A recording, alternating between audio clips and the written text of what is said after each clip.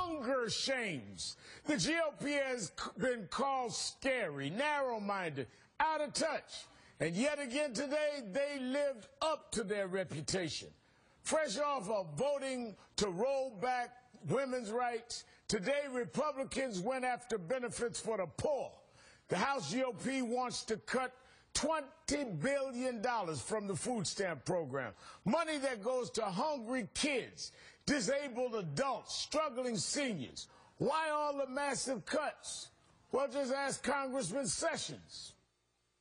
What we're trying to accomplish is to end eligibility of food stamps that compete against those families, those needy families that we talked about, for rapists, pedophiles, and murderers. Whether rapists, pedophiles, or murderers will be eligible. But it's pedophiles, murderers, rapists, those who should have enough money.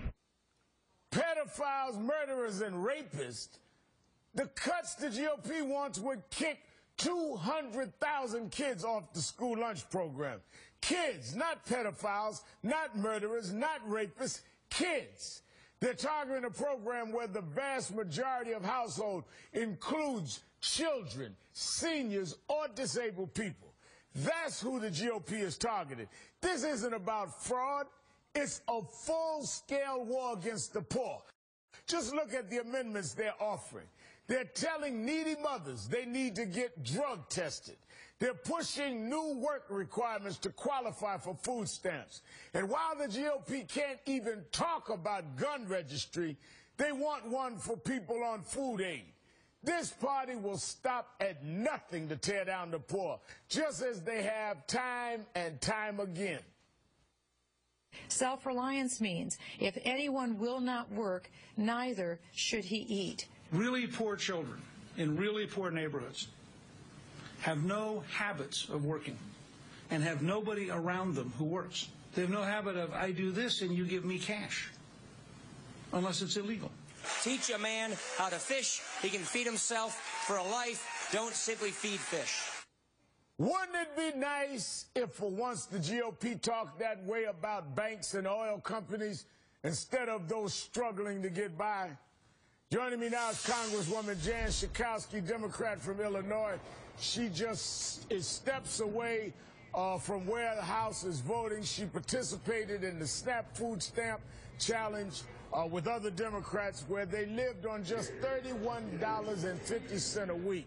Also with me, Karen Finney, host of MSNBC's Disrupt. Thank you both for coming on the show. Hey, my pleasure. Thanks. Congresswoman, does the GOP always target the poor when cuts need to be made? You know, actually, this is unprecedented.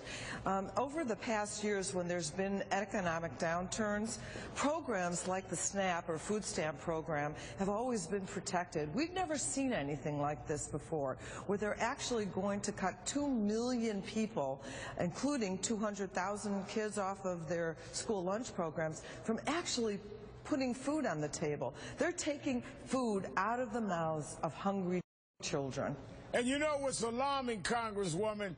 The GOP always claims they support military families.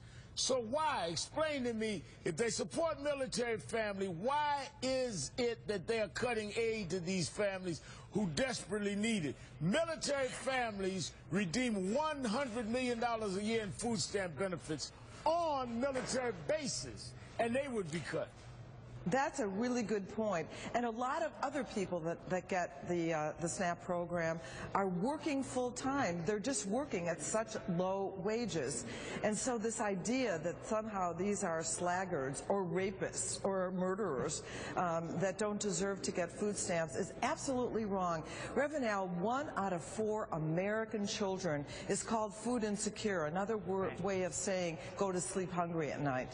Karen, Congressman Stockman's office pushed back at the food stamp challenge that Congresswoman Schakowsky and other Democrats did and are doing, calling it, quote, a left-wing publicity stunt.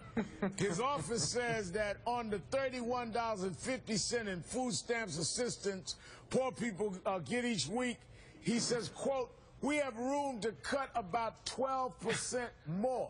Now, I mean, it's one thing to disagree with something, but how insensitive and cold can you get? People on $31.50 of food a week, and his answer is, oh, we could cut 12% more. I mean, now how arrogantly insensitive is that? Well, and it also, Reverend, is yet another indication of how out of touch the Republican Party is. I mean, they talk about wanting to, help people. And you had Eric Cantor give a speech, what was it, last month? And he said, I don't understand why people think we just want to take things away from people. Well, guess what, Congressman? This is why. And it shows, that kind of comment shows how little they understand about life in America, how these programs are used by people to, whether it is to help feed their children, to help during a tough time. I mean, they have no concept of how these programs are benefiting Americans, many of whom are their constituents, by the way. You're absolutely right. Congresswoman, the other thing that is so outrageous to me, they claim they're doing this all because of they have to fix the deficit. But look at all of the deficit reduction we've seen under President Obama. The deficit has shrunk by $800 billion since he took office. Healthcare costs falling for the first time since the 1970s. And the proposed immigration law, which slashed the deficit by another $175 billion. All of which we've had to fight them to get all of this done. So they want to cut the deficit when it comes to poor people, but other things, they fight the president tooth and nail. They're just losing that excuse. You're right. The deficit is disappearing. But they hate these government programs. And the consequences are so great. I'd like to see one of them try to live on $31.50 a week.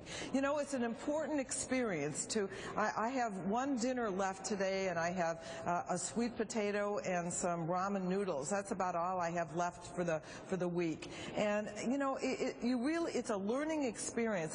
I'm done tomorrow, but American families all around this country, it's going to go on and on for them until they can get back on their feet again. Most people are on the program for less than a year. It's like a trampoline, one beneficiary told me, to get me over a bad time. And Karen, the right is always talking about the people are scamming the system. Like a scam artist would scam to get $31.50 a week in food. I mean, but listen to this.